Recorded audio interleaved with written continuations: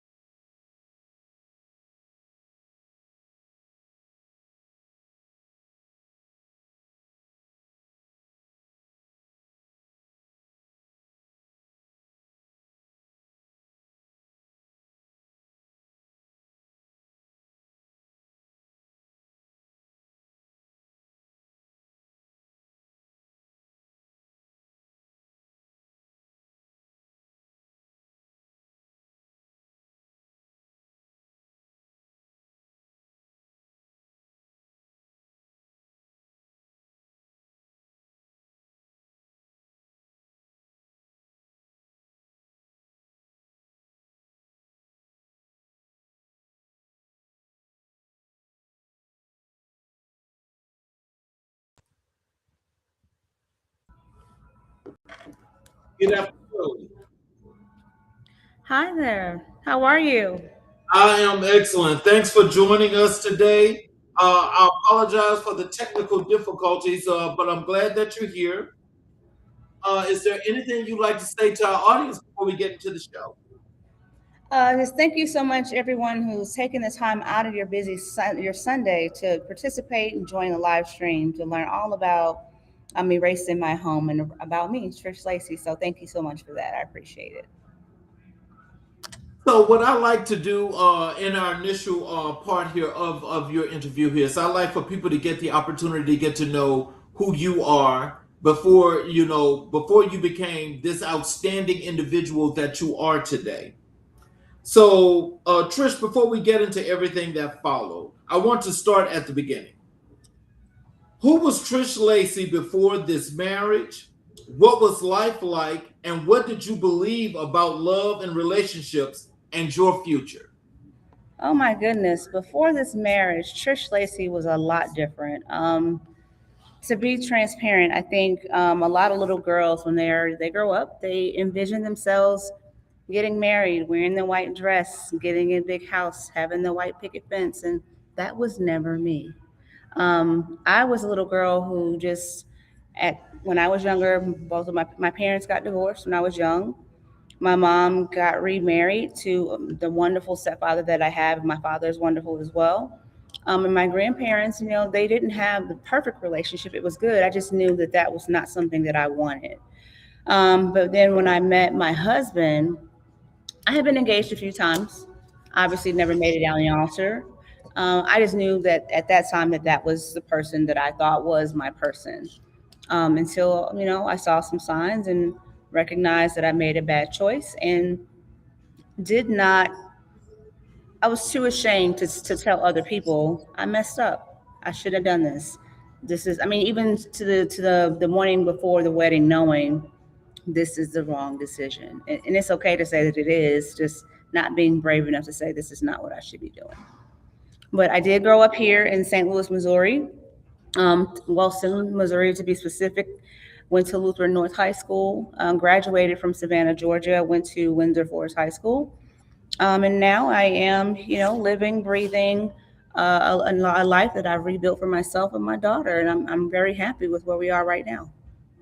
Oh wow. Um, when you first met your husband, what did that feel like? Describe the early days, the pursuit, the attention, the feeling of being chosen. For people who may not know the term love bombing, can you walk us through what that actually looked like in your experience? Well, that's a lot. Yes. When I met my then husband, he was fresh out of jail. We worked together at a call center called MCI in Newport News, Virginia. We were coworkers. We were friends. There was no romance there for us when we first met, and we were friends. For me, that's wonderful. I have to be friends with someone that I am in a relationship with, and I have always been that way. I cannot be with someone that I can't be myself with. And so he was just that guy, soft spoken, very quiet, extremely charismatic. Everyone loved him. And we became the best of friends. I moved out of town, went through a few relationships, as did he, and we continued just to stay in touch. And once, when I moved to North Carolina and he was in Virginia, we were just 3 hours away from each other. Decided to hang out one weekend, and the rest was history. So from there, I think the love bombing is just when a person is continuously showering you with attention and showering you with what feels like love, admiration, adoration, gifts.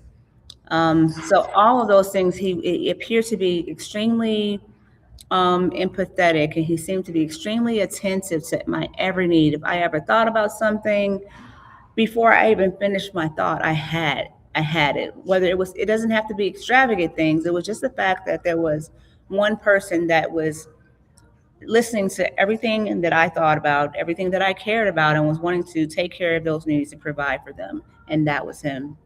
Um, and shortly into the relationship, after the engagement and so on, he changed. And I saw how these things are important. So here's why I'm bringing them up. How he interacted and engaged with his family was very different from how he interacted and engaged with mine. Like, I am, to this day, and probably will always be, a family girl at heart. Like, my family, that means the most to me. I could not need a friend because my family comes first. And for him, that just wasn't the case. But he did seem to bond exceptionally well with my family and blended in so seamlessly, that it just was like it didn't really even matter. But whenever I was with his family, there were some moments of discomfort because how can this be the same person that is so wonderful with my family, if that Wow. makes any sense? So there's always two different people that I was trying to kind of navigate through and figure out who the real husband was at the time, who's the real person. And so during the early stages, the good outweighed the bad, until I started to experience what I would say emotional trauma, second guessing my thoughts, my feelings, my reality, wondering whether or not those things were really real or am I making this stuff up? Because when you're involved in a relationship with what can be described as a narcissist or narcissism, that person manipulates your thoughts and your feelings and makes you feel like or question whether or not they're real. I could say my feelings were hurt, or this what you did not appear to be okay, and it would turn around on me. Well, I didn't do that. You made me do it. Or you don't really feel that Wow. way. You're too sensitive. Or you are making these thoughts up in your head. Yes. Wow. Yeah. So it's like for so long, it's like when you built up the courage to tell the person how you felt, and then they diminish your feelings. After a while, you shut down and you stop sharing your feelings, and you really do start questioning: is my reality my own? You know, I think a lot of us, especially when we're young, you know, we always make that mistake. And you know, when you say, "Oh, okay, well, no, wait a minute, that ain't right." What was the point that you know that when you first connected with him? What were those things that made you connect to him? And when you connected, when did you start seeing the difference? Oh my goodness. He was just this person everyone loved to be around. He was funny. Like I said, he was charismatic. He had a very lively personality, very different from when I first met him. When I first met him, he was transitioning from being incarcerated. So he was, quiet, just acclimating himself to being, out in the civilian world. But once, we became friends, he was extremely intelligent, extremely funny. I think he's very smart, and I love smart people. I only surround myself with people that can stimulate me, mentally, and those were all of those things. He had a great group of friends, and they have been solid friends that have been in his life since childhood. Those things were important as well, which to me meant he was a stand up person. There was just so much to him. What started to change was the dynamic within the groups. The dynamics between us. Like, for example, he was a sales manager. There was constantly coaching of people that work for him. But when the phone calls start to happen at 11, 12 p.m., and you're still saying you're working and you're coaching, I start to question those things, right? So, or we have get togethers and I see you off to the side with another young lady. It seems suspicious, but I'm not accusatory. I'm asking a question. If it becomes a big deal, it becomes a red flag for me. So there were so many things that started to occur that became red flags, and it never ended. It never ended. So there's often a moment, or maybe a slow accumulation of moments when something starts to feel off. Yes. And so when you first start to sense that something wasn't right, what did you tell yourself in that moment to rationalize it or push it down? I told myself that I married him for better or for worse. I told myself that I was going to do everything I can to make the marriage work. I did love him at one point. And so I thought that I could just love it away. You know how you feel like you're in sometimes in a relationship where you can love someone and give them all the care, the love, the guidance in the world and hope that they would take your feedback or take your guidance and say, "Hey, I want to make her happy or I want to do better." And sometimes it was temporary, but I had to learn you can't change a tighter stripes. You really can't. That person is who they are. And especially if I invite you to attend therapy because I start to believe that there's something wrong with me, and I say, I want to go and I think you should come with me. He did go one time with me. And did you know what happened during that session? Because he's so good and masterful at what he is. The therapist told him he didn't have to come anymore. They told them that they only needed to see me. I was the problem. Oh wow! Get out of town! Serious. He was that good. Wow! So I started to see this therapist for a while, a couple of months, and I actually began to enjoy it. Having an outlet outside of my home, sharing my thoughts, feelings, all of the inner things that I wouldn't dare share with anyone else with this therapist. He started to get upset that I was going to therapy. You wanted to go, I wanted to go. We agreed to work on it together. They said they didn't need you, so but they still wanted to talk to me to help me work through my own personal things. Now you don't like that either. So it was a never ending cycle of like I couldn't win in this scenario at all. Wow! So you were building a successful professional career at the very same time your home life was unraveling. How did you manage that? And what did it cost you to show up as a capable, put together executive every day while living through what you were living through behind the closed doors? I am very good at compartmentalizing my emotions. And I think that's a gift and a curse. I can put something in a box and put it in the back of my closet, and I just don't want to open Pandora's box because I don't know how I'm going to react. So I can go to work and focus on work and be a boss and do the things that I need to do and lead a team and be objective and show all the empathy. I can give them everything I wish I had at home and be successful and win. But when I came home, I shrank. I shrank into this unrecognizable being that just was not the same equivalent or caliber person that I was at work. There were times where I would win awards at work, literally come home with a plaque and say, "Hey, I won this award, I won this trip, I've got this going on." And he would say, "Well, what's for dinner?" Yeah, No way. very true. You know something. I gotta say that there had to be something that you've got this strength, this resilience, this that's inside you. That apparently something had you to say when it was time to do something or to deal with this. How you dealt with this? Can you tell us how are you being so strong Because throughout all of that? it's a lot of different factors for that. I've always seen strong women in my life. My mother is, retired military, strong woman. Oh my God, I don't think I've ever met a person as strong as my mother. I think I maybe seen her cry once in my lifetime, and that was the day of my marriage. And I was wondering if she was crying because she was happy or if she was crying because I was doing it. I don't know. Another person was my grandmother. My grandmother was exceptionally strong as well. She is probably just one of she has so much strength, so much resilience. She went through a relationship I feel like no woman should have ever gone through without disclosing my grandmother's story. But she was a strong, strong woman, and I loved her dearly while she was on this earth. And she taught my mom and my aunt everything that they know. So all I know is strength. But I also grew up knowing that what happened in this house does not leave this house, Mhm. right? And so that still rings true at that time for me. Like what happens here stays here. That's nobody's business but ours. So I kept that, but I also knew, aside from whatever relationship, I grew up with a stepfather who instilled in me, you don't decide to be mediocre. If you decide to do something, you decide to give it your all and be your best at it.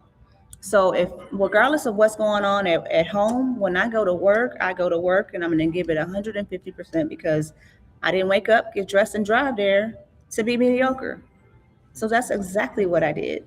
And that's why he was a sergeant major, because he did everything he could to be all that he can. And I want to thank them both for their service. I want to thank each and every individual for watching the show. I want let me put this here on the screen for you, Trish. This is John, and he's saying good evening. He's watching from Kenya. Hi, John. Thank you so much for watching. I appreciate that so much for your support. Let's talk about the gaslighting and the loss of reality. The term gaslighting gets used a lot today, but I want to make sure that our audience truly understands it from the inside. Can you describe a moment or a pattern where gaslighting made you genuinely question your own memory, your own sanity, and your own truth? Yes. I remember a situation, there's a couple, but I'm going to go with this one where I had a conversation with my spouse, my then spouse, about um, pictures in his phone, infidelity. This was an actual conversation. And this is when we got to a place where we agreed to marriage counseling. I'm sitting there disclosing the situation about what happened, and he's saying that never happened. We never had that conversation. I never cheated on her. I don't know what picture she's talking about. In fact, I don't even know why we're here. We don't even have any problems in our marriage. That's gaslighting. Yeah. Oh wow. You know what? I'm sorry. I just call that a serial liar, as everything else. But that makes. Oh my god. That sounds so much like the political spectrum today. Don't Hmm. believe your what you see. That's crazy. Yeah, yeah. Um, over 15 years. there must have been moments that brought you to your knees without forcing you to revisit anything you aren't ready to share. But I like to ask, what was the hardest moment you faced inside that marriage? The one that even now you carry with you? Wow, that is such a great question. The one that I wish I'd never faced, the hardest moment that even now I wish I hadn't done, carried with me. You know what? Here's what I'll say. There were so many moments that I knew that I should have gone, that I should have left. And instead, I chose to have a child with this man. I do not, by any means or any stretch of the imagination, regret my child. I love her, and she is the best thing that has happened to me and for me. This is an issue for me because not only did I go through what I went through in the marriage, but because I had her, I subjected her to the same things. And she did not deserve that. She deserved a mother that could be strong, a mother who could be resilient, a mother who valued her own self and knew her own worth, a mother who knew when it was time to leave and that she didn't have to sit there and see that. That's my biggest regret. So, so let's talk about the moment your daughter changed everything. You've spoken about her being a turning point and the reason you found the courage to finally act. Tell us about that moment. What did you see or feel or realize in connection with your daughter that shifted something irreversible inside of you? It's kind of like a funny story to me now that I think about it, but it wasn't funny then. I was never upset, but it was a serious situation where she is like, I'm going to tell you, Mr. King, she is so intelligent, so intuitive, so smart, and she watches to this day everything her mother does. And so she has at one point asked me, "Mom, you are always smiling, but why do your eyes look so sad?" And I'm like, "What? Mom's not sad. I'm not sad. I'm smiling." And she's like, "Your eyes look so sad." So I realized and I recognized that she's watching me. So she's watching me cater to people who don't appreciate what I'm doing, who don't value what I bring to the home or to the table. She's watching me be exhausted and overworked. She's watching me be ignored in my home. She is literally watching the slow erasure of my identity. My identity. She's watching this, and I recognize that, and I'm like, I would never, ever, ever want her to go through something like this, ever. And I don't want her to feel like this is okay. This is not love. This is not what it's supposed to feel like. And this is not your role in the marriage either. So I then decide, just after a series of events, that it was time for me to leave. And there's a chapter in this book, and it's called The Conversation in the Cereal Aisle. The wrong conversation to have with my child. She was very, very young, but honestly, she was the only person I trusted. She was living in the house with me, seeing what I saw, and clearly, based on what she was asking, she knew what I was going through. So I had a conversation with her, like, what would that look like? Two friends, you have two friends that are no longer friends, they respect and care for one another. How would you feel if that friendship ended? And she connected the dots. Like in the grocery store, she seemed like everything was fine. She understood everything was fine. Friends break up all the time. She understood it.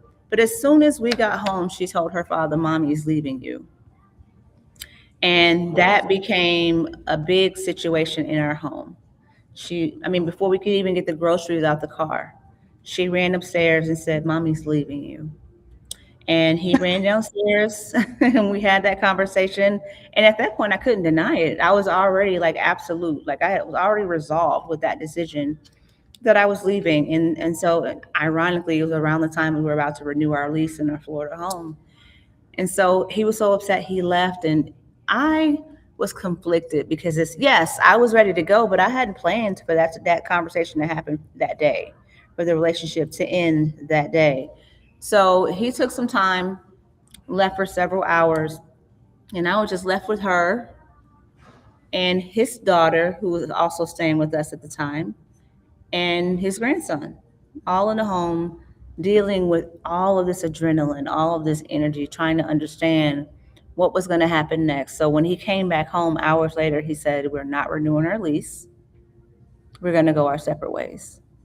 That was the best thing that he and she could have ever done for me, because if she had not routed me out, I am not confident that I would have left that time. I probably still would have been one of those women that would have been like, I can make this work for as long as I can until my daughter graduates high school and goes off to college, because it was so important for me to for her to have like a whole home, to have two parents in it, because I didn't have it, you know?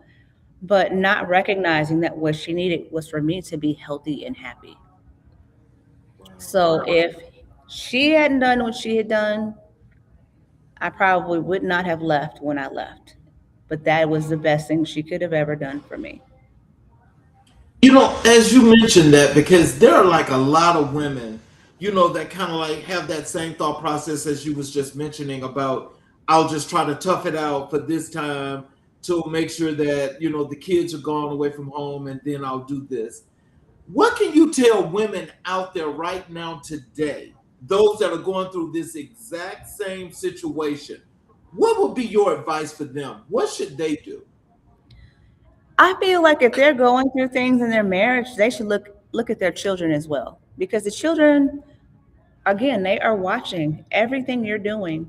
They're watching what you're doing, they're watching what your spouse is doing, and they don't, sometimes they don't understand right from wrong because they're not emotionally equipped at this particular point, depending on the age, to process that. So if you have a father that was like my husband, my daughter could have internalized that, like that's what I think a marriage and a husband's supposed to do. So I think maybe that's what she'll gravitate to.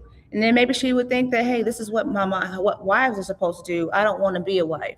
Or maybe I want to be just like my mom. They are watching and absorbing everything that we're going through. And if we don't want that same thing for them, we either have to have the tough conversations, we definitely have to make the tough decisions. And for me, that was leaving, but that was also putting her in therapy immediately so that she could learn to process what she had heard, what she saw, how she was feeling about the breakup of her home. Because to her, all she saw was sad eyes, of course, but she never saw a lot of fighting. She never saw any of the dramatics that people see when marriages come to an end. She didn't see all of the tumultuous stuff. She just knew that mom was not happy and she made a choice to leave. So I would say examine the situation, think about it not just for yourself but for your kids, because what's most important is not about the facade of a happy marriage and a happy relationship. It's about being happy, healthy, and whole to your children. So let's talk about what erased truly meant. The title of your memoir is Erased in My Home. That word erased is extraordinary in its precision. What did being erased actually feel like from the inside, and what parts of Trish Lacy were lost? And did you know they were disappearing as it was happening? So the first part is no, I did not know it was happening as it was happening. I immersed myself in my marriage. I was a devoted ride or die, loving wife, caring partner. Um, and I just forgot all the things that were about me, make that calling me weak or whatever it is. I immerse myself in anything I do. I want to be great at it. And that's what I did. But as it started to happen, I slowly started to notice that, like, hey, you really don't know what you like to do. You really don't hang out with friends that often as you used to. You, your interest, everything about you is disappearing. And then eventually, your self respect, your self worth, your confidence, all of it erodes. And then you sit around one day and realize your existence does not even exist inside this home. You have essentially allowed yourself to be erased inside your own home because you Wow. you have, and that's where erasing my home came from. Wow. So, and for those of you that haven't gotten it yet, here's the book.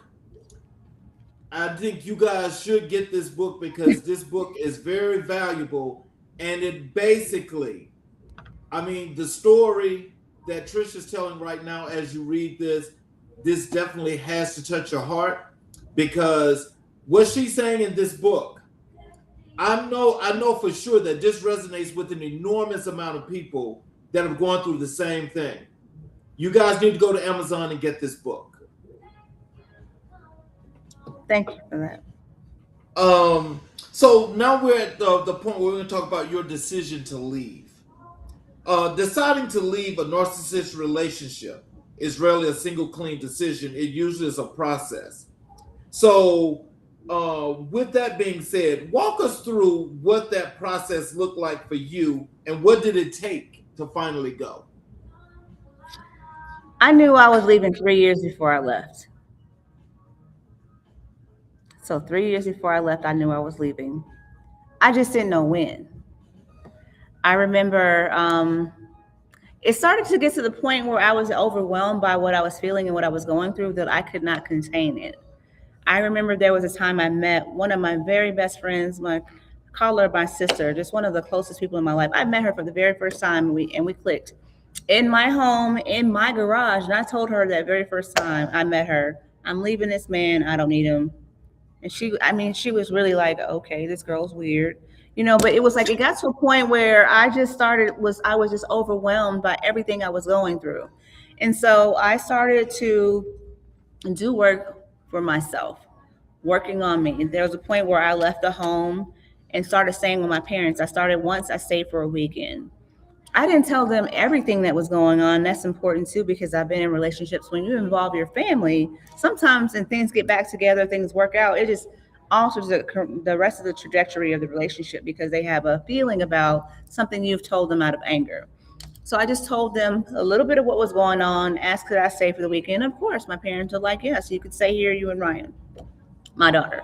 So we stayed there, and I think when I told him on a Monday that I was leaving and I was going to spend the weekend away on a Friday, I had packed up our bags and everything, and he called like, "Where are you?" And I recognized that he wasn't listening and he didn't think I was serious. I knew then that was a problem. Like, you don't think I'll ever leave you? After all the stuff you do, you don't think that I'd ever leave you. What should have been a pivotal moment was when he was having an affair with a woman before we moved to Florida. We were in North Carolina, and I had a conversation with her. That's also in the book. Just having a conversation to understand, because they were in a relationship for about 2 years or so. She was not disrespectful, but she said to me, he told me that you found out that you knew and that he was saying he was never going to leave you. So why do you care? So I had a conversation with her like, you're assuming I want to stay. You're assuming that I'm choosing to stay because he told you he was never going to leave me. He's not the decider here. So there were so many things about that. So, but the one moment that you're looking for is, that I had not been getting along with my stepdaughter at the time, and there was conflict between her son and my daughter, and there was just so much going on with him and just the dynamics in the home. You go to work, you're looking forward to going home, kicking your shoes off, relaxing. That wasn't the case for me. It gave me anxiety.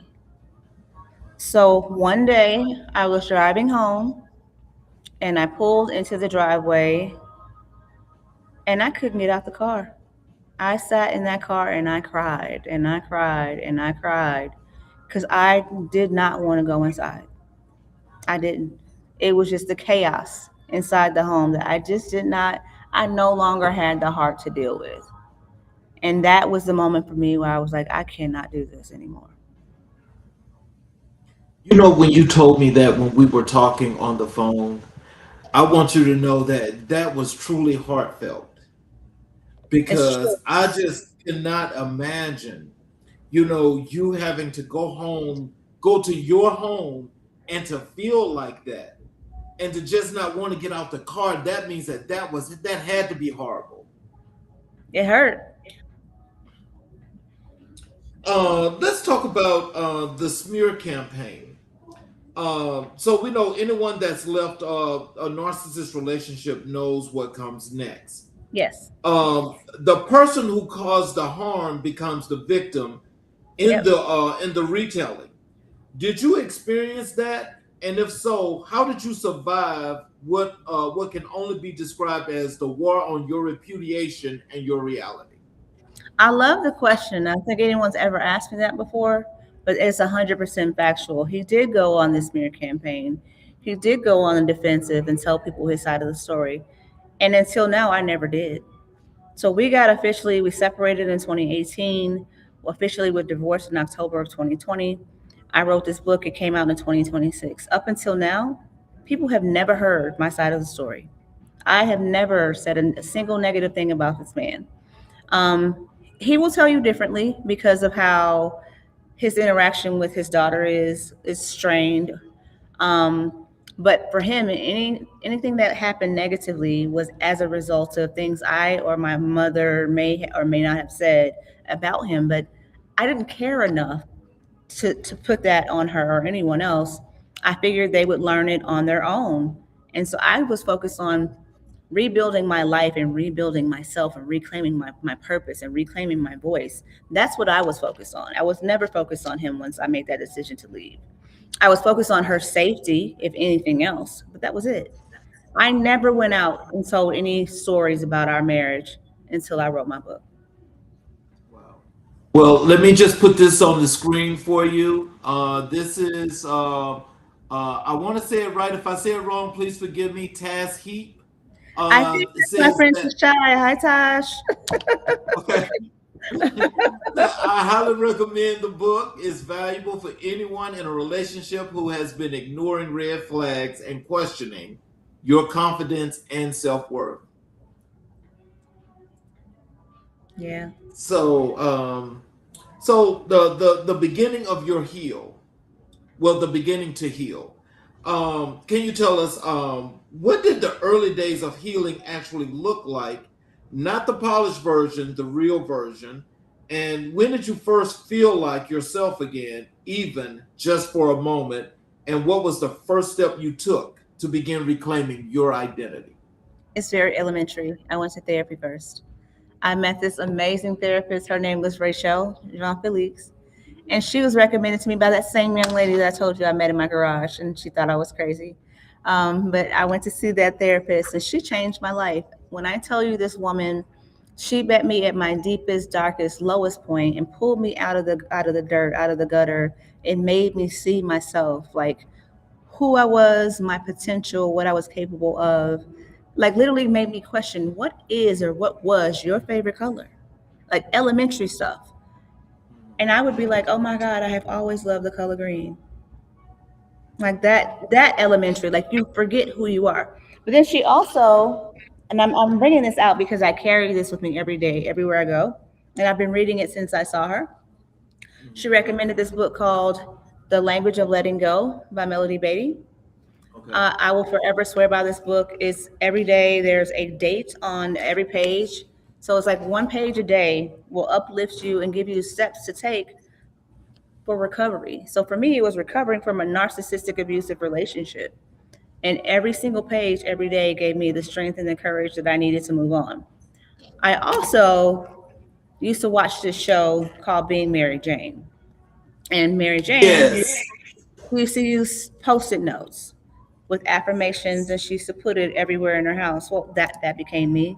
True story. I had post-it notes on my wall, post-it notes on my mirror. I had post-it notes in my daughter's bathroom for her to read them. I had post-it notes everywhere, and so it was just focusing on all the reasons why I knew that I was built for something greater, all the reasons why I know that greater was possible. And I had to learn how to believe in myself once again. And I leaned on my friends and my support system for guidance and help. Because again, a lot of them didn't even know what I was going through. And when I started to tell them those things, once you open up Pandora's box, it's hard to close it. So your emotions start to come out, and you start to really deal with things you didn't want to deal with. So it was like I had to go through what I went through to just rebuild. I had to get to the bottom and be the most broken, most vulnerable person that I have ever been in my life in order to just rebuild myself. And it was a journey. It's still a process. It's still a journey, but I'm 1,000% happier with where I am today. So let's talk about your role here of coaching and therapy. Your Okay. book carries endorsements from professional coaches and licensed therapists. How significant was the professional support in your recovery?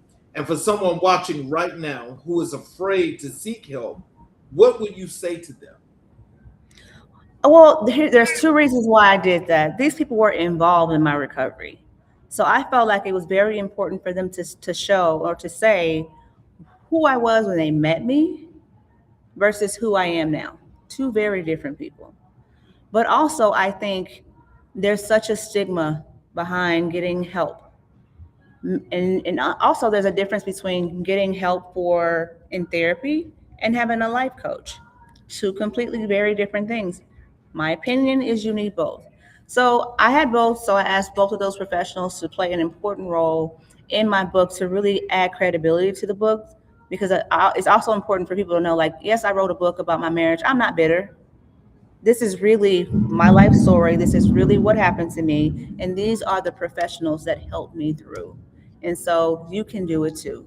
You need to go out and find these people and help and allow them to help you deliver you from whatever pain or circumstance you may be in. They will be able to help you through it. And so, writing a memoir about abuse requires a willingness to be seen in your most vulnerable moments, permanently, publicly, and permanently. What made you decide to write Erased in My Home? And who did you write it for?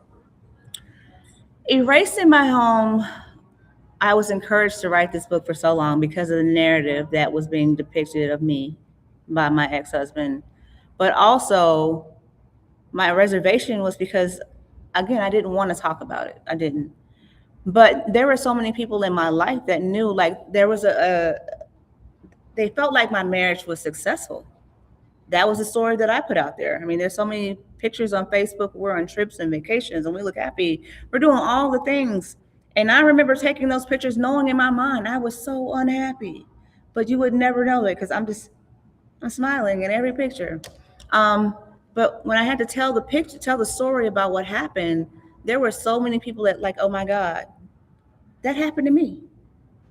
Oh my God, that happened to Susie over here. I know that. Oh, I have a friend that's going through that too. And so I felt like as alone as I felt, I needed to write it down and tell people the journey that I went through to recovery, to healing. Because there's one thing to leave, there's another thing to leave. I mean, to heal. Those are two completely different things. And you need both. Leaving is not solving the issue, but healing does.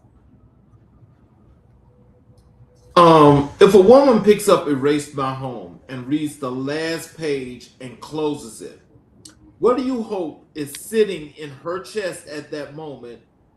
Was what is the feeling, the truth, the conviction you want her to walk away carrying? I know it's hard. I know that you are exhausted from carrying the weight of the world on your shoulders day in and day out. As women, we are trained and taught that we are super women, and we are by a lot of accounts. We are super women, but there are times when we need help. There are times when we need to be seen. We need someone to offer the shoulder to support us as well. And I just want them to know that I see them and they are not alone.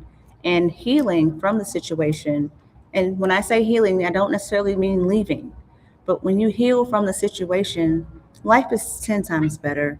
And it's, you feel so much more blessed because of the fact that you've taken the time to address what's bothering you in your life and the discernment. Like, get the help that you need. You can do it. I'm not promising you it's going to be easy. I would be lying to you to say it would be easy, but it's worth every single effort that you put forth into it. And as we mentioned earlier, we were talking about those red flags. Um, when you look back now with the clarity you have, what were the signs that were there from the beginning? The ones you either didn't see or saw and explained away, or what do you most wish you had known? Some of the red flags that I saw were, again, naked pictures in the phone with hey, I got these pictures for us. I never asked to be a part of a threesome with any woman. I don't know why you would get pictures, but it was from an ex girlfriend. So, but why? I don't know why you blame it on me. I never asked for that. Red flags would be missing finances, not being involved enough as I should have been in that, not knowing, having an explanation for why money's missing is another red flag. Red flag would be if there's a difference between how he interacts with his family versus how he interacts with yours. Because that's a huge deal in a marriage. Your families have to be intertwined. You're not just marrying one person, you're marrying into an entire family. And if that doesn't mesh well, it's never going to work, especially if you don't get along well with the mother. It's going to wreak havoc on that relationship as it did with mine. I mean, I could go on and on for hours about all the red flags that were there that I ignored, but don't dismiss them. So, so Trish, I want you to take a moment and speak directly through you to someone who may be watching this right now from inside a relationship that is breaking them. Someone who may not have the words yet, or the courage, or the resources. What do you say to her?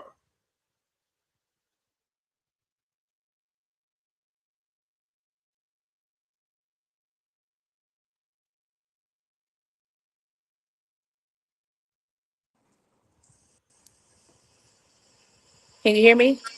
Okay, yes. Wait a minute. There's a storm here and it's knocked the power out.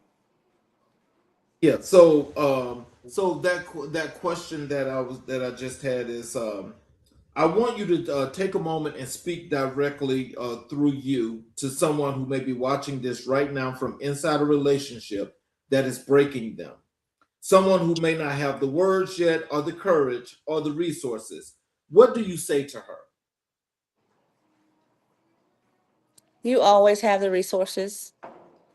You have a friend, you have a mother, you have people in your life that you may not even think about that's a resource for you.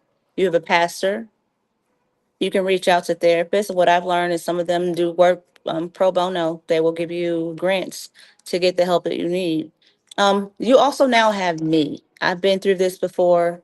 Don't hesitate to reach out to me for support and guidance. And I'm willing to talk to anyone about just about anything to help them through the scenario. And the reason why is invisible scars to me hurt the most. They hurt greater than physical scars. Physical scars disappear. You see them today, they're gone tomorrow. Emotional scars last forever. And sometimes people, what I've read is a lot of people do not survive narcissistic abuse because it affects your brain, it affects your mind, it affects the way you think. So if there's ever a chance that you feel alone, just know that I am here as well. But that's also why I'm working on creating the Unerased Foundation so that no one would ever say they're ever alone and there's no resources to support for them because there will be. So tell us about the Unerased Foundation. Tell us about what it does. So, what the Unerased Foundation will do is be a resource for anyone, and this is just not about women or men who have been in what I would like to say abusive relationship or narcissistic relationships as well. This extends to other forms of mental health, and I'm going to say my daughter is neurodivergent. And so, my experience here in Missouri, since we've been here, we've been having a struggle with getting her the help and the resources that she needs. And part of that has to do with economic status, a part of it has to do with, demographics. There's a lot of different things that go into play where you're telling someone your child is autistic or they have ADHD or they need support, they have depression, whatever. So, I want to create a foundation for anyone that's going through something like that, whether they're a woman that's in a relationship, domestic violence, emotional abuse, a caregiver who's exhausted. Because I've been there too for caring for someone who is neurodivergent. I just want there to be a place for a safe space where people can go and say what they need and have someone willing to spend the time to help them and be able to provide it. So, your daughter was the reason that you left your husband. As she grows older and becomes more aware, how do you approach conversations with her about what your family went through, and how do you tell the truth while also protecting her? That's a really deep question. So there's not a lot of conversations she and I can't have. She's now 16 years old. her relationship and her feelings are about her father are her own. There is nothing that I have said to her that has shaped her feelings. And I think that's what a lot of people fail to understand, that even if I were to say something negatively about him, which I never did, her spending her own time with him has shaped how she's felt. Because, of course, we had the custodial agreement where she was supposed to spend 1 week with him and 1 week with me.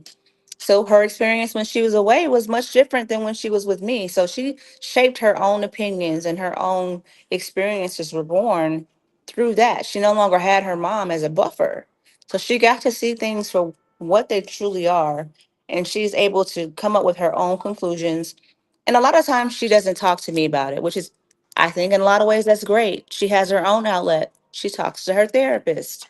And so she does. She has an outlet where she can be honest, be free, talk about that dynamic and that relationship, what her desires are, whether she wants to reach out, whether she doesn't. And that's not something that I need to be involved with at this stage in her life. I can encourage it, which I have, but that's between her and her father, and I leave it at that. So you speak passionately about breaking generational cycles of abuse. Why is that frame so important to you, and what does it actually mean in practice? How do we interrupt patterns that have been passed down for decades, sometimes without anyone even naming them? Awareness. So, like I said, there's certain things my grandmother went through that I will not name, I won't talk about, because that's not my story. But also there's, other things within other members of my family's relationships that I've seen as well. My daughter has seen what I've gone through. And so the awareness of it all and choosing to act and move differently is how I break that cycle. I know what I don't want her to learn. I know what I don't want, what I'm not trying to teach her. I know what I don't want her to accept. I don't want her to mistake certain things, manipulation, for love. Like all those things. And we will have those conversations. The door is always open. I have learned I cannot shy away from those situations because I've already lived the fake life. I've already lived the facade where I faked happiness, and I'm not willing to do that anymore. I know what I'm worth, and I definitely do not want to raise a daughter who devalues her own self because she's trying to live a life for other people. That's not what I'm trying to do. So, for let me hold on a second here. For those of you at the top of the hour, those of you in our TikTok family, at the top of the hour, if the show does cut off on TikTok, please go over to YouTube and catch the rest of the show at CK Stories from the Heart. Again, for those in our TikTok family, at the top of the hour, please transfer over to the YouTube channel CK Stories from the Heart to continue watching the show.